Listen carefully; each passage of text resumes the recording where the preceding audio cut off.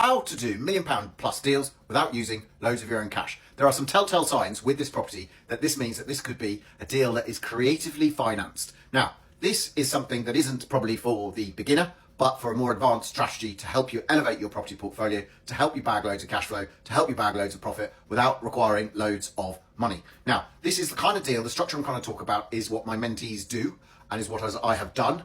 And this is how you can add millions of pounds of property to your portfolio in any given year and loads of cash flow too. Now, telltale sign number one is this been on the market for a while. So this is a landlord who obviously is holding on for a price. Maybe there's some problems with the property. Maybe those are the kind of things that you will need to solve. But quickly looking at this is a 20-bed property. It's also got 2 studios, so 22 beds across these 2 properties here, 2 semi-detached houses, guided at 1.3 million. I mean, that's actually the sale price, so it's not in an auction or anything.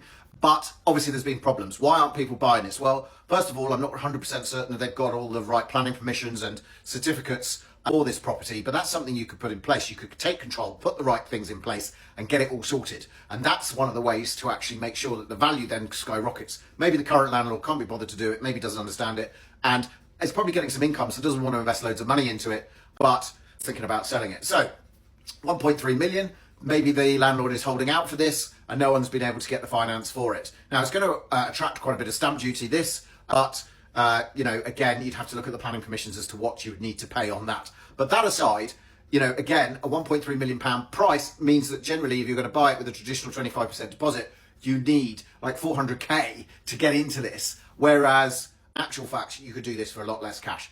The way to do that is separate exchange and completion out, take control, sort everything out, push up the value, complete on the new value, and then get a mortgage to the new value because you've separated out this exchange and completion, know how to work with the banks, know and have a broker that can do this, and therefore you can structure it and the seller ends up with what he wants, because sometimes it's the price that's the sticking point, sometimes it's the fact that people go and get finance, and again you can solve all of these problems by doing that. And therefore, let's say this is worth 2 million, if you're getting a 20k rent roll per month out of it, then you could potentially get a 1.5 million pound loan at this, and even if you've invested some money into this, this would then end up not requiring loads of your cash to complete, which is the key. So there are certain things that you would need to put in place. There is a way that you'd have to negotiate with the landlord. There are certain words and languages that you would need to use and people you need to work with and know and understand this inside out to make all of this work. There are some risks with all of this, yes, absolutely, but also it's a way of bagging property without having hundreds of thousands of pounds in your back pocket or borrowing off other people. So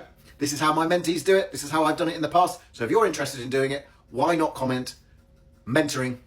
We'll be in touch to set up a call to see if this could be for you. Don't forget to give me a follow for more interesting property deal analysis and more interesting property stories.